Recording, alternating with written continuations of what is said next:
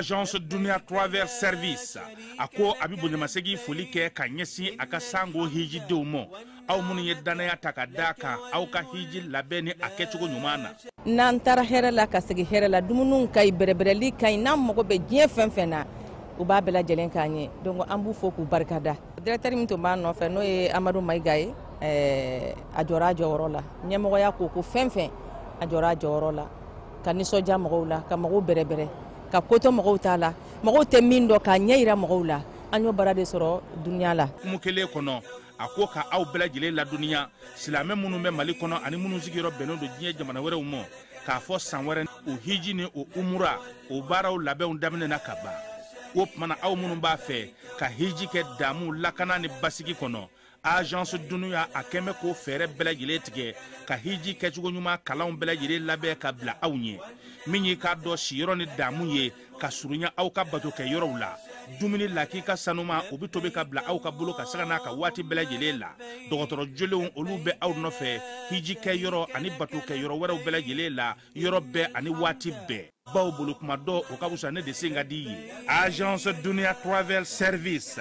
jenyu ankele mimbe au ka hiji ni au ka humura ke ka nya ale de do o fana ni aw bɛɛ kunnafoni wɛrɛ ɲini a ye weleli kɛ 66 71 37 24 70 64 99 71 ni aw bɛɛ u ka yɔrɔ ɲini u filɛ ni hippodrome yɛrɛ la immeuble station Soma Yafula Kulukɔrɔ sira da la o fana min y'i k'a dɔn Agence Dunia Travel Service ye k'u bɛ dugawu kɛ hiji ni umura kɛcogo ɲuman a n'a musakaw ala k'a nɔgɔya silamɛ bɛɛ lajɛlen ye. Yurugu ani namara Orange Money kan u ka dabila. Anga client oni nyanguma yurugu yi tiene do wa akebagaw u yele mabolo fene ka can bi andab na do suga wɛrɛ la ko fo aw ɲɛna bi tay ale be jouer et parier de kan jouer et parier o ye mun ye o ye bololo kan ɲɛnajɛ dɔ ye ni olu be kunnafoni ci aw ma aw ka téléphone na ni o ye message e mɔgɔ ni y'o kunnafoni sɔrɔ i ka message la ni e b'a dɔn o waleya in i m'a laɲini i kana i ka gurula kodi don k'a valider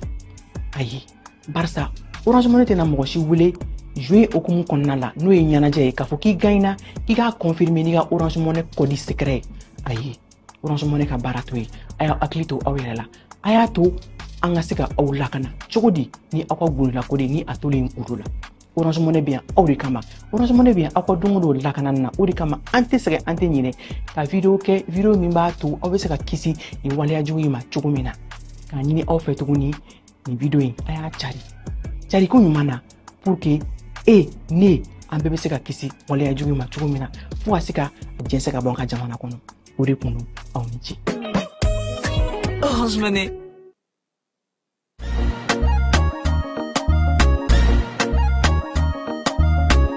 Aw bisimila hôtel Lafiya la n'i ko hôtel Lafiya wulikajɔw bolodalen don walasa aw bɛ se ka lafiya sɔrɔ cogo min na ani hakilisigi aw ka séjour la anw fɛ Mopti yan kɛrɛnkɛrɛnnenya la Mopti Sevare ka kɛ ni kurantigɛtigɛ ye min ye hôtel Lafiya Sevare ale ye wulikajɔw boloda ka se ka min ye awa fɛɛrɛ kɛrɛnkɛrɛnnen dɔw ta walasa aw bɛ se ka lafiya sɔrɔ cogo min na aw ka séjour la hôtel kɔnɔna na n'o ye ka panneau solaire installé min ye kurantigɛtigɛ o degun aw kana o ye séjour la l'hôtel yɛrɛ kɔnɔna na réservation ka kɛ kabi sisan min b'a to aw bɛ se k'aw ka séjour kɛ k'a sɔrɔ tɔɔrɔ tɛ aw kan degun tɛ aw kan hôtel Lafiya hôtel Lafia ale filɛ ni Sevare Bangetaba yani ka se aéroport sirafara ma station laban i kiniboloya fan fɛ i bi jigi o carré fɛ mètre 200 bɔɲango hôtel Lafia ale cokolen bɛ i kiniboloya fan fɛ i bɛ se ka weleli kɛ nɛgɛjuru siraw fɛ 21 42 14 11 76 01 01 98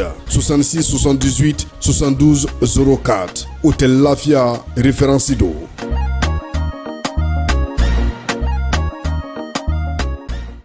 Dugutigi ni wari dafara e passé daka ka sira di ne ma Sunkalo e kunkolo ate dugu wari ko o dima fo dugu an dugu dun warata de o koni kuma t'a la sa e ka sama mɔnɛ to yen i yɛrɛ ta sita sidi ka numéro filɛ nin wari ci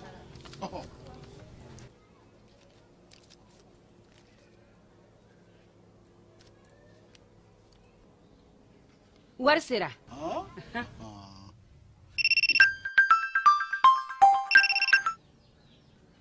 allo i ye wari sɔrɔ o ɲɛna tiɲɛ yɛrɛ la ko ni sama bɛ maa min ɲɛ ko nkomi t'i gosi ngonga sama mɔnɛ i yɛrɛ ta a sɔngɔ ka nɔgɔn ni mali wari ci sira bɛɛ ye depo ye fu ye wari bɛ ci fu ni application ye wa bɔsara ye musaka fitinin ye sama mɔnɛ ji ni kuran bɛ sara n'a ye krediw bɛ ta n'a ye sanni feere bɛ kɛ n'a ye sama mɔnɛ nin y'anw maliyɛnw ta ye a y'a si filɛ ka nkalon bɔnda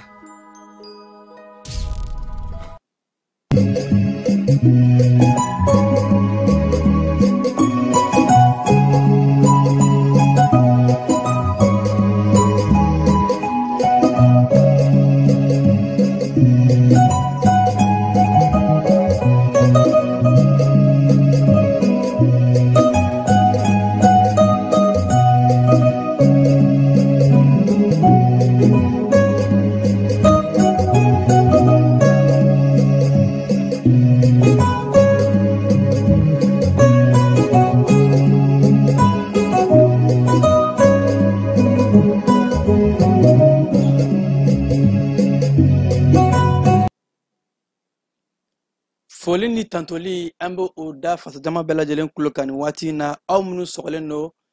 jani bɔlɔlɔ sira bɛɛ lajɛlen na fo ka taa se an ka kunnafoni sɔrɔ sira bɛɛ lajɛlen an b'a fɔ aw danga n'an ka bi bamanankan kibaruya kɔnɔna la ka kɛ ni juillet kalo tile 22 san 2025 an ka wulada in na kibaruya bakuluba dɔw bɛna tali kɛ ni sanga in na jamana kuntigi ale bɛ CICB kɔnɔna la yaasa ka se ka bɛn gafe ba mun ni o baaraw bɛ ka kuncɛ ka gafe in ta k'a di jamana kuntigi ma n'o y'a tɔgɔ da ko charte nationale pour la paix et la réconciliation o baaraw bɛ sen na AES jamanaw ka wari bon Banque de l'AES o baara labɛnw fana bɛ ka kɛ Nigérikaw baara jalajɛ ba dɔ kɛra minisirisow fɛ minnu bɛ sɔrɔ bosodaw siraw an'u ka baaradaw yaasa ka se ka bange in labaara cogo cɛw tɔw ka a kuncɛ cogo ɲumanw kɛ jamana ɲɛmaayaso kɔnɔ yɛrɛ la k'a fɔ ko kunnafoniw ka se ka a kologiriya sira dɔ bɛna bila sen kan n'o y'a wele ko Gouv Action n'o bɛ kɛ sababu ye bɔlɔlɔ siraw ani fo ka taa se sidi sira n'a ɲɔgɔn caman ka se ka jamana ɲɛmaayaso ka kibaruyaw ko o yakubaya kosɛbɛ an ka cɛfini tabaw u ye wulikajɔw kɛ juin kalo tile 21 ka bamanciya ɲɛmaa dɔ k'u daji n'u b'a wele ko Bakama ani fo ka taa se wulikajɔw kɔnɔna la cɛfini tabaw u ye bamanciw ka mɔbili dɔ ka a susu k'a to a tun bɛ ka taa minɛn ta ka taa di bamanciya kɛwale tigilamaw ma Musa Mara yɛrɛ la k'a fɔ ko ale balila ka bɔ jamana kɔkan baw ko ani kiri bɛ ɲɔgɔn na n'o bɛ tali kɛ an ka jamana premier ministre kɔrɔ la sɛnɛko bunakun kan an ka jamana bɛna miliyari 47 ɲɔngo ka o don baaraw la baara mun n'o b'a to an bɛ se ka kɛ an yɛrɛ ta ye baloko sira fɛ n'a bɛ wele ko souveraineté alimentaire ninnu de y'an ka kunnafoni bakulubaw ye an bɛna kunnafoni wɛrɛ fara minnu kan sɔɔni ka walawalali kɛ aw ye an b'a fɔ a y'aw tilen ni gɛlɛjɔ ko ɲuman an bɛ taa sɔɔni an bɛ segin ka na.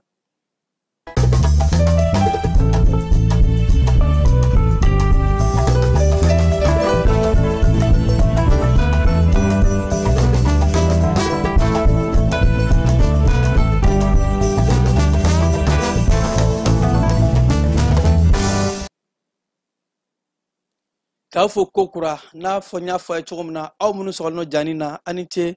jani sugantili la ka se ka kunnafoni sɔrɔ ni sanga in na an ka jamana kantigi ale bɛ CICB kɔnɔna la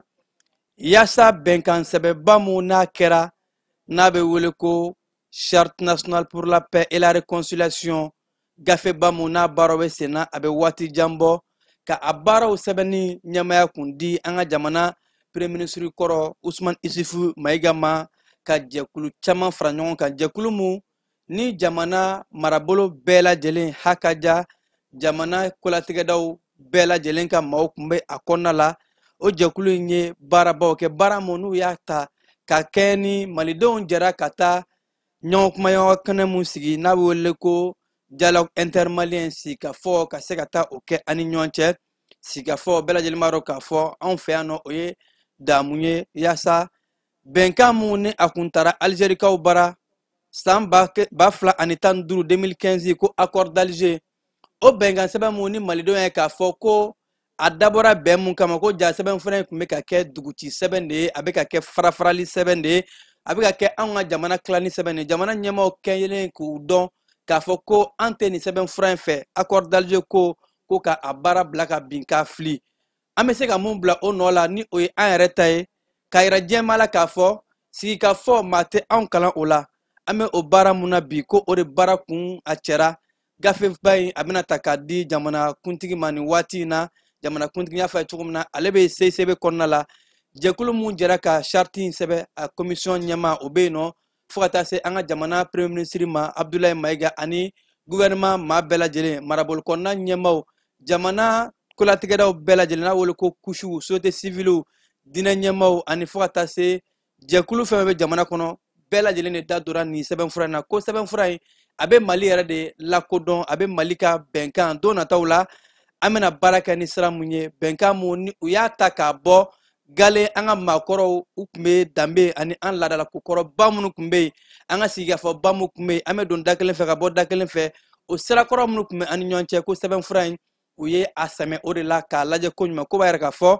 sɛbɛnfura in bɛ kɛ sɛbɛnfura sabatilenba ye an ka jamana bɛn ni kelenya ka don da kelen fɛ ka bɔ da kelen fɛ o baaraw kɔnɔna la keba AES ka waribonba baaraw a bɛna kun cɛ a yɛrɛ la k'a fɔ bangiba mun ni a baaraw bɛ ka bila sen kan ko yaasa an ka se ka an ka sɔrɔ bosodaw ani fo ka taa se an ka kɛ fɛn ye an yɛrɛ kolo la ni o ye waribon in bilali ye sen kan AES jamanaw sira caman fɛ ni jamana ɲɛmaa sabaw u ye baara kɛ u y'a ye k'a fɔ n'a ma ye k'a fɔ an ye baara kɛ sira caman fɛ an k'an janto an yɛrɛ ka wariko la baw kuma bɛɛ ka taa an bolo jan diɲɛ ɲɛkɔrɔ o tɛ laban ni wari bɛ an yɛrɛ bolokɔrɔ bilankɔrɔ mun ni a bɛ kɛ an ka baaraw ye baara mun n'a kun fɔlɔ sefa wari miliyari 500 hakɛ o mun bilala ni AES waribon in kɔnɔ ko a baaraw maa mafalenbaw experts minnu bɛ AES bunakun kan minnu bɛ sɔrɔko bunakun kan olu bɛ jalajɛba dɔ la Niger faba ɲaame kɔnɔ yaasa ka se ka taa AES wari in a bɛ dilan cogo min AES bangi n k'a fɔ ten AES bangi a baaraw kɛ cogo di bangi in bɛna kɛ ɲɛtaa kuntalajan ani an bɛ musaka don sira mun fɛ sira mun bɛ se ka AES jamana saba ka a nafa a yɛrɛ la k'a fɔ ko nin waati in na kabi mɛ kalo tile 25 jalajɛ kun fɔlɔ dɔ kun kɛra Bamako yan nɔ ni sɔrɔ bosoda maaw u kun nana ɲɔgɔn sɔrɔ yan ka bɔ Niger ani Burkina Faso kɔnɔ ko nin jalajɛba mun bɛ ka na bila sen kan Niger kɔnɔ ko o bɛ don o jalajɛ tɔ de kɔnɔna la ka a baara tɔw kɛ a baara minnu ko ni a ɲɛmaaya bɛ to Niger sɔrɔ bosoda minisiri bolo ni o ye Sidi Mahamani ye ko AES an ye hakilina mun ta sɔrɔko bunakun kan an bɛ ka sira mun bɔ ɲɛtaa kuntalajan na k'an bɛ se k'a fɔ nin ye o suko de daɲɛnɛmala tɔla ye ka se ka jamana saba in ka an kologiriya sɔrɔ bosoda siraw fɛ keba n'an bɔra o kɔnɔna la an ka jamana wolomasiri tabaw olu ye baaraba dɔw kɛ baara mun ni a kɛra sabu ye ka bamanciya tigilamɔgɔ kɛbaga ni juguya wale tigilamɔgɔ dɔ ka a daji ka kɛ ni juin kalo tile 21 wolomasiri tabaw ka ɲɛmaaba a ye cikan dɔ bɔ ko cɛfini tabaw ka wulikajɔ k'a kɛra sabu ye u ye bamanciya ɲɛmaaba dɔ ka daji maa mun n'a kun lakodɔn don kosɛbɛ ni bamanciya walew ye ko a kɛra Tinfadimata o gun de kan Tinfadimata ni o bɛ an ka jamana kɔrɔyan fan fɛ maa kofɔlen ko ni u tun b'a wele ko Bakawa wa ni ale de ye ko Sulemani Agnew b'a wele ko soldat ni maa kofɔlen ko wolomasiri tabaw u y'a bila ka taa furew fɛ wolomasiri tabaw ka wulikajɔ mun ni u y'a kɛ mali fanta anan bela jelena ko ni ma ko fala kun la ko don no bamantia ke barle mun kelno ka al-islamia brifini bri uera kanu ba wole ko groupe état islamique nu be tienka jamana ko la uka ma kolo girman ba kundo ngako anga chefini tabaw ye laydo mundi ani ye kalkam di jamana ko do maka fo una manga ne ajugu nunu daji nu be dien fanfa kono ko ni o wulika jo doy ni ye ore nafa bolen baye kanima ko folen bamanon ba fo ko ni be jiri tige ba damne sanfe jiri la ko ni jiri bay ni o manga ne ajugu nunu ka mala ko doni ko ale tigali abana ke sabuye ka o kolo fega ko sebe ka do fara anga chefin tabo ka wulika jo ka ya saka maldon ko nu bulla fon la kana keba alisa la kana ko buna kunka wal masiri tabaw ka nyama so ya yara ka fo ko anga chefin tabaw ku ye je kalo klemwa ani kelen su fela fe o ye manga ne ajugo nunka mobili doka a daji ko mobili ko folen ka kume kata menene taka di bamanti ake baloma ko wala tigla mo ma ko in akera segu marabolo konnala apme kata yoro muna o kunye jura de ani jura e kilometri binan ake anga tefin taboka wulika jow sanfe sraw ani sega segalu de kara sabuye ka sega ta unyada ni mobili ko folenka ku ye mobili ka avise ninka asusu ka mobili ka ko bampeu ma fime ma kono ko lu bela jelen daji tefin taboka nyama so yara ka fo nu ka nyama bay ko wulika jow be ka ke alisa ko dien dongodo manga ne ajugo numedo wo kono ube fanfan ko anga chefini tabaw ku be na tase u bela jelema ku daji ka se ka maliden lafia maliden ka se ka kishi ka bo ni duguchila nunu ni pe jugo nunu mamunu nu te fera anga jamana yere basiki kono ko ka se ka u daji ka u blakata yo malikiama ko famaw je dongodo dorbe ka faroka wulika jowka ke ba namboro kono la anga nyama so ye do fara kuna foli ko buna kunkan bawo ko ame wati mne ko bi kuna foli joro ka bon ko sebe jango ame kelemuni surasiu ube ka jugu kele ko o wati kelen konala kuna foli dilaw an joro ka bon ko sebe ore la jamana nyama so siraw ka bunya ko sebe barado nun duna bi ka keni bi doanye je kalo klemwa ani fly ni uye atokoda ko gouv action okoro jamana nyama so be bara munun ke kaseka abefo jamana kono donye nanzara kan ani fokata se bamana kana ko sira chama be blasen kan sira muna do be talike city webuma ka city blasen kan gouvernement ka kuna foli bela jele me soro romu ani fokata se ka bolo sira bela jele ka okologiria no be talike Facebook YouTube Twitter ana nyongo chama ni yoro bela jele na malido me se ka jamana nyama so haka jawul masiri tababe baramuna ka abela jelen kuna foli soro ni kene bayi a nyama ya kume anga jamana premier ministre bolo general division Abdoulaye Maiga kene munakara ni sonja ko bayi bawo ko ni ka paranya bafara anga jamana communication ni e kuna foli ko e mumboro kene ka keba era kume ameje amolaje ani bi jamana premier ministre général de division Abdoulaye Maiga awaya ale de ye anga abrolo sirado kolobakari no follow o site web flana o plateforme digitale o anga réseaux sociaux page Facebook chaîne YouTube page TikTok page X et oui les naram bi mo ka téléphone ni radio la main ka do be ba ka téléphone ka ko chaman be ke o bolo sirado ka o de la gouvernement fana pour que ka kuma jamanadenw fɛ k'a ka kow expliquer kosɛbɛ jamanadenw ye k'a ka kow ɲɛfɔ kosɛbɛ jamanadenw ye o de la le gouvernement ye nin baara in kɛ SIGMA fɛ SIGMA ye centre d'information gouvernementale du Mali ye anw bɛ primature donc bi nin tun ye o koloba kari premier ministre fɛ o bɔlen a kɔ an bɛna émission dɔ fana lancer ORTM kan a émission o tɔgɔ ko Gouv Action Gouv Action ye émission min a bɛna kɛ bamanankan ani français de la siɲɛ 2 kalo kɔnɔ ka yira jamanadenw na k'a fɔ ko oui an bɛ kɛlɛ la ka nka gouvernement bɛ baara fana na siraw bɛ ka dilan yɔrɔ caman bɛ ka baara caman de bɛ ka kɛ nka a tɛ ka yira kosɛbɛ gouvernement na donc ni émission ye siɲɛ 2 kalo kɔnɔ jamanadenw maliyɛnw ani diɲɛmɔgɔw bɛna a ye k'a fɔ ko vraiment gouvernement bɛ baara la an tɛ taga k'a fɔ ko ka taa fɛnw yira min tɛ ka kɛ kulukoro siraw kanw bɛ ka dilan hôpitaux bɛ ka dilan baara caman de bɛ ka kɛ jamana in kɔnɔ mais a tɛ yira donc émission in na de désormais malien bɛna ye k'a fɔ ko vraiment jamana an bɛ kɛlɛ la mais baara fana bɛ ka kɛ donc an bɛna o de yira nin na o bɔlen a kɔfɛ aw ye fɛn dɔ fana ye a bɛ f'o ma ko logo o ye sigma ka don wɛrɛ ka bi k'a daminɛ bi i bɛ fɛ ka sigma dɔn a bɛ dɔn ni o logo in de an ye o logo in de yira bi jamanadenw ni baara in tɛ ɲɛ chargé de communication kɔ an ye chargé de communication bɛ baara de kɛ anw bɛ yan nɔ pour que ka nin baara bɛɛ coordonner de baara in bɛ daminɛ yen nɔ de a bɛ laban chargé de communication bɛ yɔrɔ n bɛ fɛ ka welelikan min fana kɛ o ye surtout jamanadenw de bi an bɛ kɛlɛ de la an bɛ kɛlɛ la marifa kɛlɛ dɔrɔn tɛ kunnafoni kɛlɛ fana de don o de la jamanakuntigi a bɛ tilen k'a fɔ ko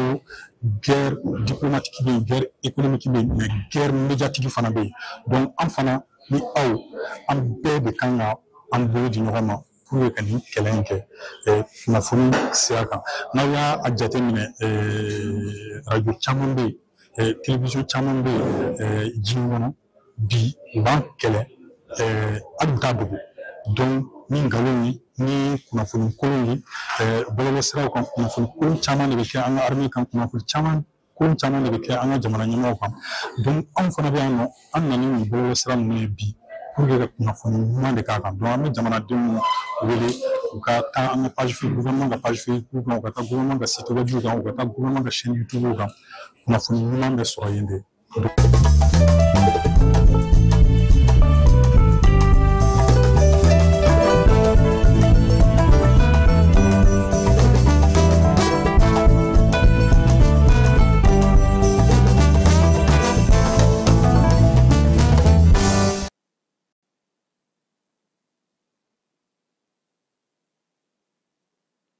Kiriko bunakun kan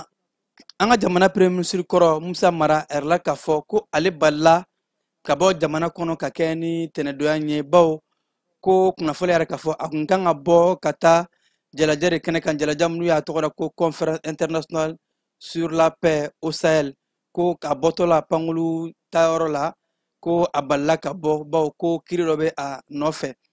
Ciko bunakun kan ɛrɛla k'a fɔ an ka jamana ɲɛmaayaso ko kɛmɛ ka nafolo miliyari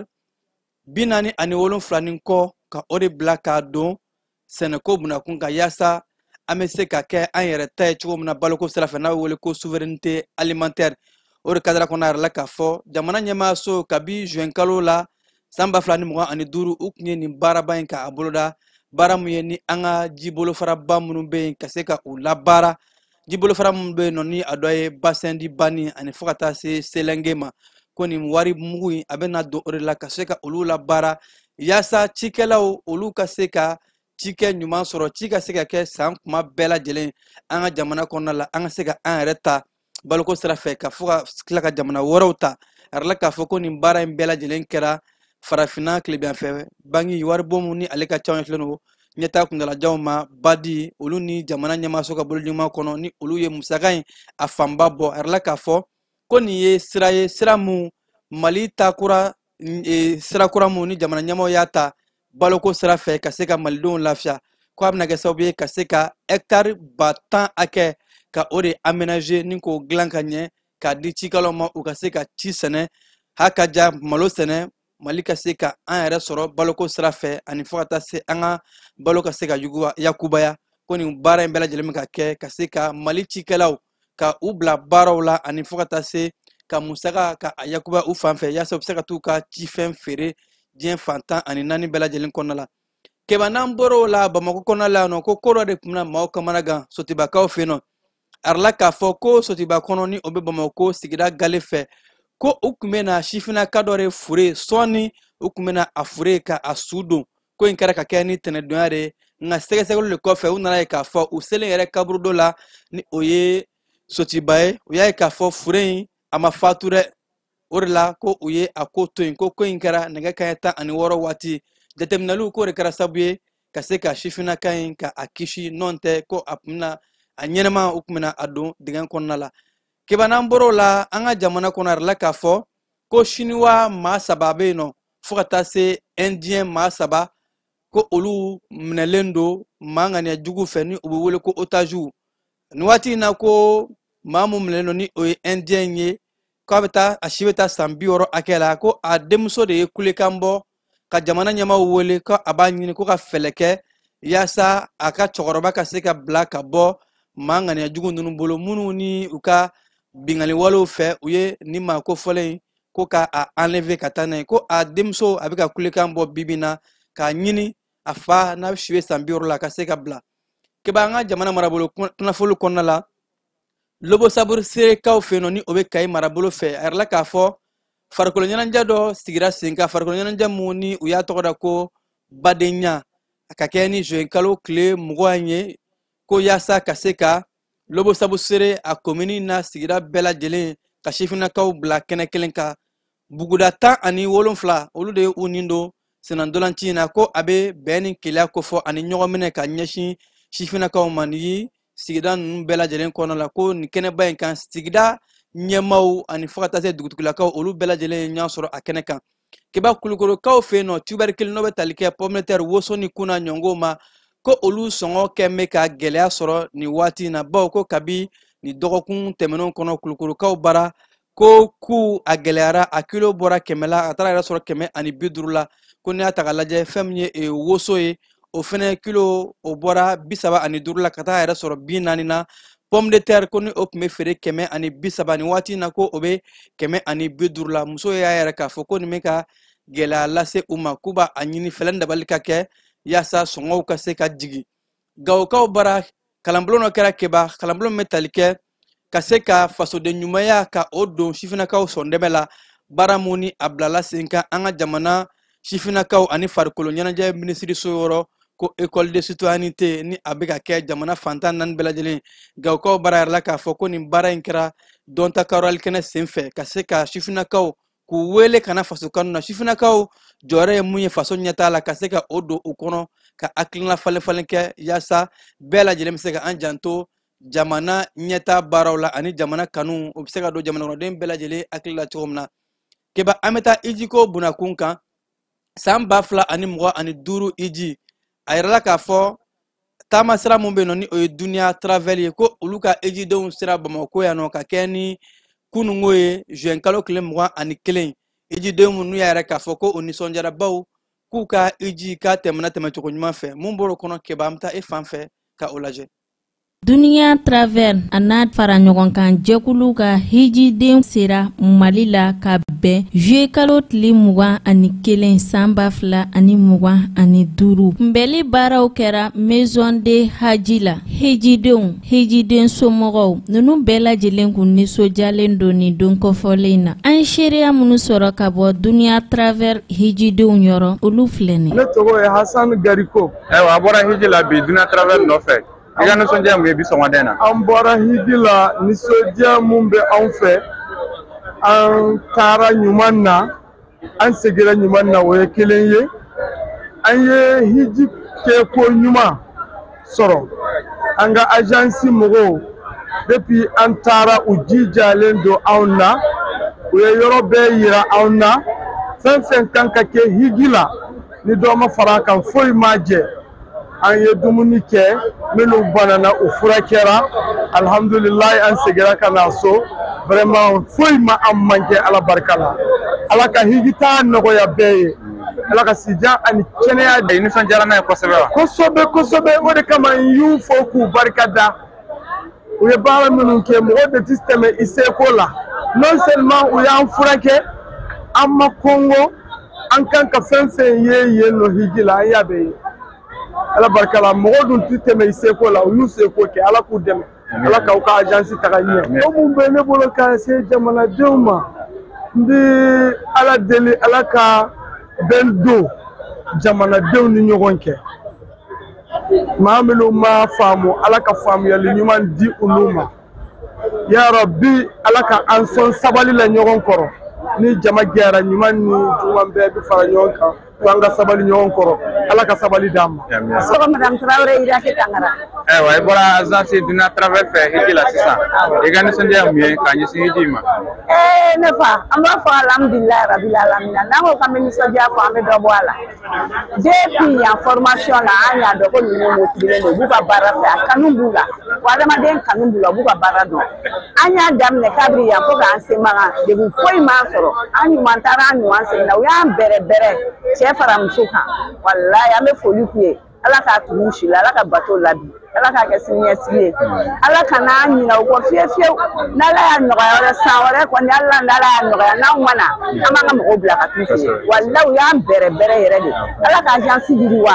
san caman caman u ka jama baden sɔrɔ ka tɛmɛ san mun bɛ d'a kan ala ka batow bɛɛ labi ala k'an jurumu yafa ala k'a kɛ siniɲɛsigi ye an ye bato fɛn fɛn kɛ ala k'a bɛɛ labi a to bɛ nin ka sala sali tɔgɔ Awa Tarawele an ka nisɔndiya tɛ se ka fɔ ka ban depuis an bɔra yan nɔ ka se Makan bonya ni karama dumuni ma dɛsɛ foyi ma dɛsɛ u bɛ don an kan u b'an ɲininka mun b'aw la a bɛ mun fɛ hɛrɛ ni baden an kɔni bɛ min ɲini ala k'u ka agence kɔrɔta ka kɛ bonya ni karama y'u bolo mɔgɔ o mɔgɔ n'u taara n'o ye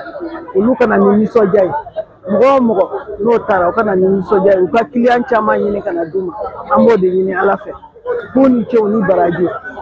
an fɛn fɛn nana n'an y'an bolo de fɛn fɛn la ala ka kɛ hɛrɛ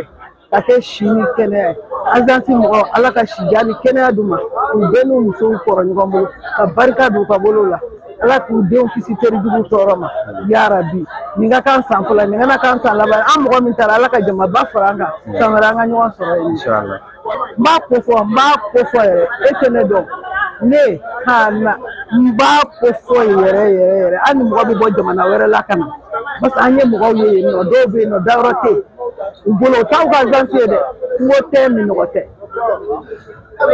ni mɔgɔ o mɔgɔ nana an b'a foli ɲɛ an bɛ mɔgɔw yɛrɛ wele an b'a foli hali yɔrɔ jan hali jamana wɛrɛ ala sɔnna i ni baraji n tɛ yen Aja Madame Jara Atu Sisi nisɔndiya mun ye bi a ka nali na alhamdulilayi rabi alamina an bɛ ala fo an bɛ ala fo an bɛ ala barikada an ɲuman bɔra yan an ɲuman sigira ne yɛrɛ somɔgɔw filaw nana nɔfɛ ne cɛ ni ne balimaw nana ne nɔfɛ ala barikala hiji ça s'est bien passé vraiment organisateurs y'a bɛɛ de kɛ an ka imamu foyi tɛ ma mun kɛ n'u ma dɔn na an ye hiji baara kelen kelen na bɛɛ depuis Madina fo Maka fo Mina fo Muzdalifa fo ka na fɔ an sigira Bamakɔ yan vraiment baara kɛra ka ɲɛ baara kɛ an b'u fo ka waliɲuman dɔn walahi an b'u fo dɛ ala k'u sara ni hɛrɛ ye an yɛrɛ bɛ dugawu de kɛ ala ka nin k'an fɔlɔ ye ala ka n'a k'a laban ye ala ka agence ala k'a kɔrɔta ala ka agence kɔrɔta ala ka kɛnɛya d'u ma ka fanga d'u ma ka jamaba ɲɛsin u ma vraiment u ni foli ka kan u y'an nisɔndiya u y'an baara bɛɛ kɛ ka ɲɛ an bɛ se k'o de fɔ yala ni maa min na k'i ka agence dɔ suganti ye i bɛ wolo ɲɛsin dunan ne y'o kɛ ka ban ne ni minnu ye kuranɛ kalan kɛ ɲɔgɔn fɛ an ka espoir ye ne wele ko ne bɛ agence ma k'a ka ɲi déjà a ko n'i nana k'ale bɛna wari sara daminɛ ne y'o kɛ ka ban n'ala sɔnna ma inshallah maa minnu taara kunbɛli la u y'u ka nisɔndiya yira hijidenw na ne nana n ka n ba kunbɛn vraiment ne nisɔndiyara kosɛbɛ ani n dɔgɔninw ni n tantiw kosɛbɛ awɔ i kɛlen ka i ka hijiden ye a ye nisɔndiya lase ma fo n kasira alhamdulilayi hɛrɛ an bɛ dugawu kɛ ala ka i delila ka ji yan i taara i la ne ma taa fɔlɔ n'i bɛ taa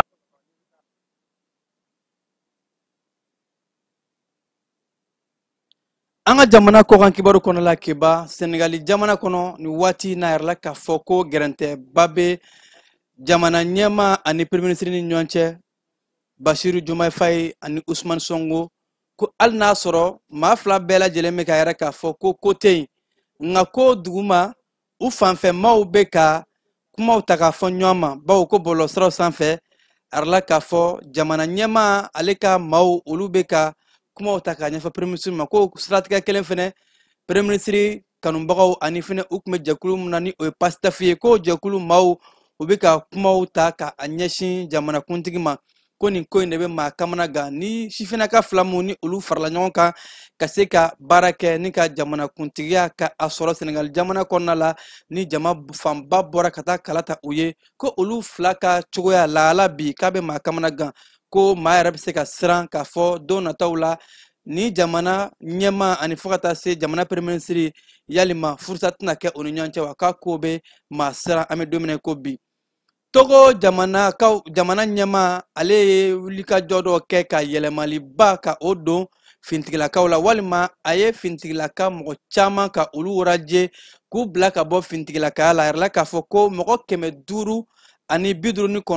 a ye o de bila Togo jamana ɲɛma Faure Gnassingbé ale ka minisiri mun bɛ yen nɔ ni o bɛ conseil des ministres ɲɛmaya la ale y'a yɛrɛ k'a fɔ ko ni fintigilaka ninnu ka gɛnni kun tɛ dɔwɛrɛ ye ko u ye waati janba de kɛ u ma taa u ka baarayɔrɔ la wa u fɛnɛ u ma sɛbɛntiyali foyi kɛ u ma kuma maa si fɛ k'a fɔ kun jumɛn la u ma se ka taa baarayɔrɔ la k'u ye absence waati janba de kɛ k'o de siratigɛ la jamana ɲɛmaa ye nin hakilina in ta ka u labila ka bɔ baara la.